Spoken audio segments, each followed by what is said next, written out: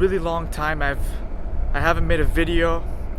A lot has happened for the past 2 weeks. The quarter is almost over. I don't know. I don't think this is gonna be a very fun video. It's just gonna kind of be like an update.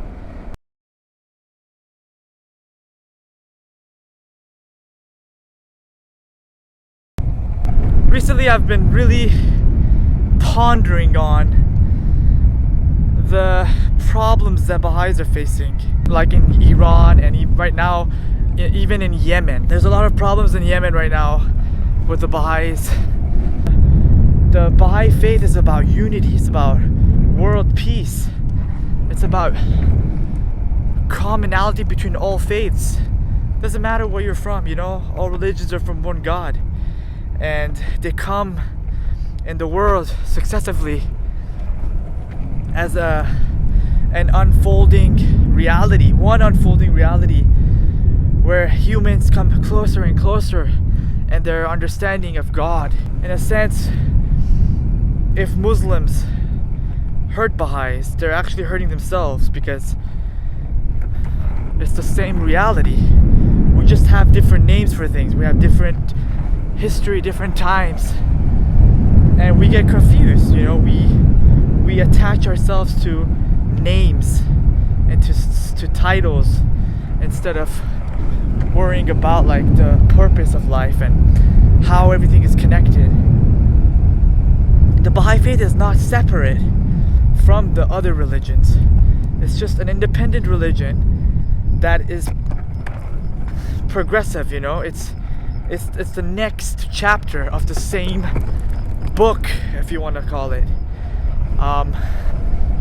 So yeah, I mean, stuff like that, you know, with Baha'is in Iran and Yemen is really sad, you know. But I have a lot of hope, and I'm sure that these things will be solved eventually. So the sun is about to set.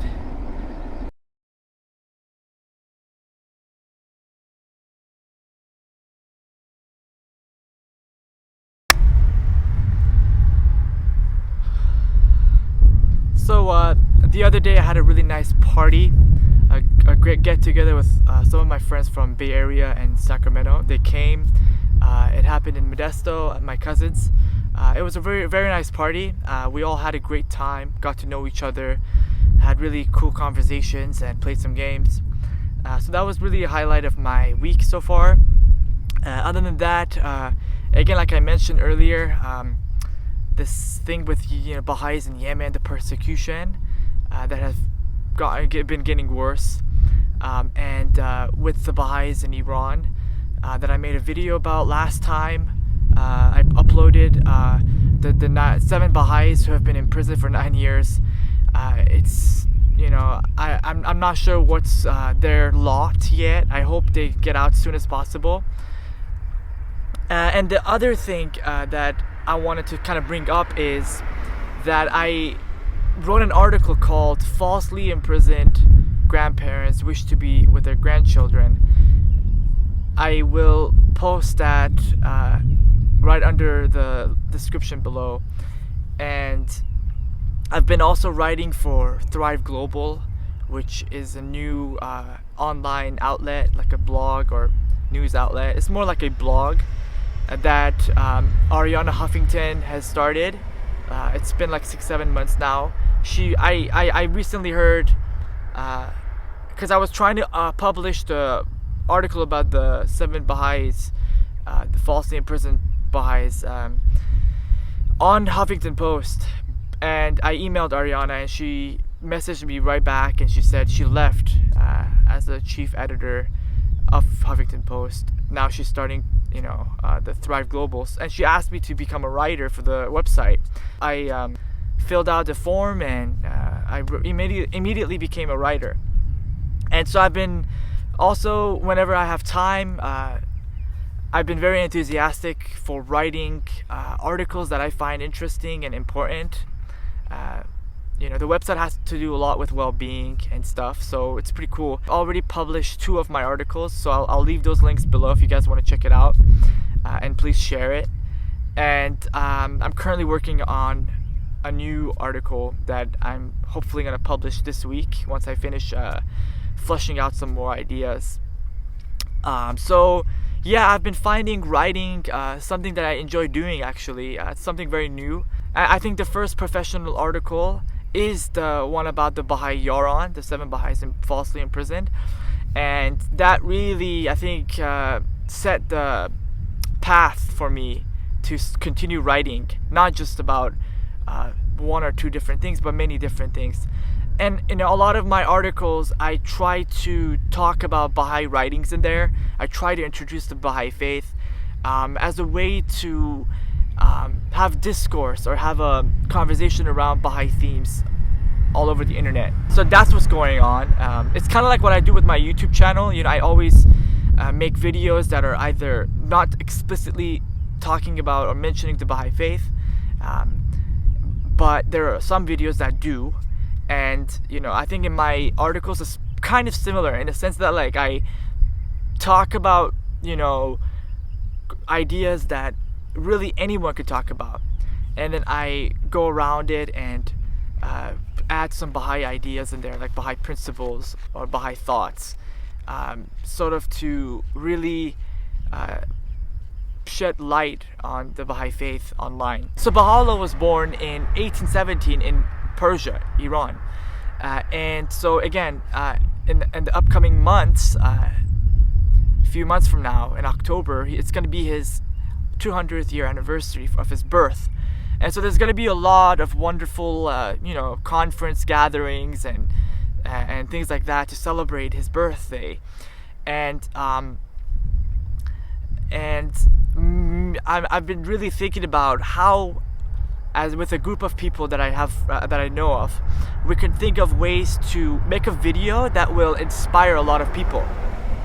For example, like one thing that the House of Justice, you know, the supreme body of the Baha'i faith that's located in Haifa, they're encouraging us to find creative ways to have a meaningful conversation with people, as a way to, you know, prepare for the upcoming anniversary, you know, in October, so that we can invite a lot of people. It's kind of like a time of great opportunity, like single most great, you know. We got to go out there. Whoever's watching this video, I encourage all of you to find a way to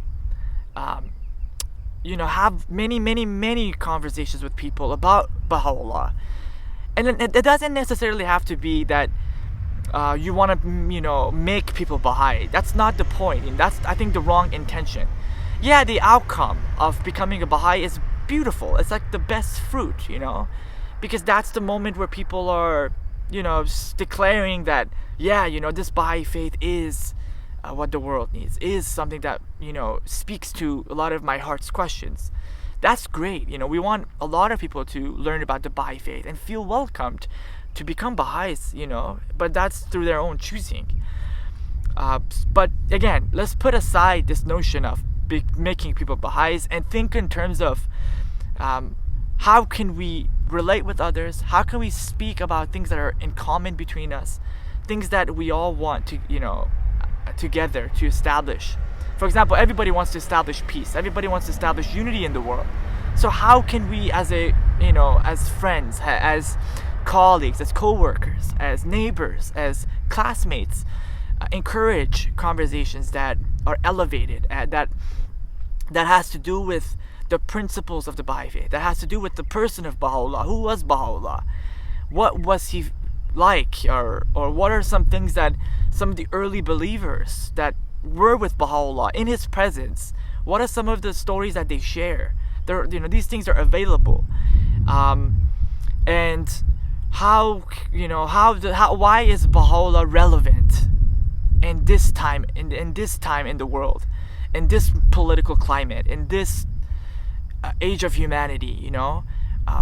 What are some things that are gonna happen in the world, and what are some of the things that Baha'u'llah foretold, like prophesied, that would happen with the people in the world?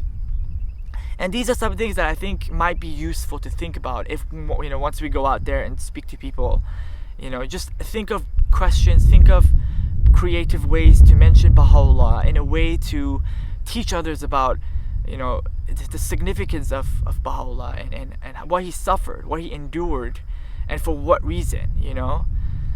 Like Christ endured suffering for the salvation of mankind, you know. And Baha'u'llah, same thing. He suffered 40 years of imprisonment, you know. So many months or years of torture, physical pain, leaving his homeland, being banished to another country with his, you know, family, witnessing his son's, you know, I think his son's death, right?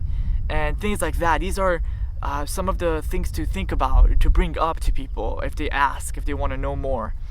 And be ready with information on the go. So if people ask you, you know, is there a story, or what story is there, or what did Baha'u'llah say about this thing or that thing, to be right away, you know, ready and know where to find something for people if they're asking for it.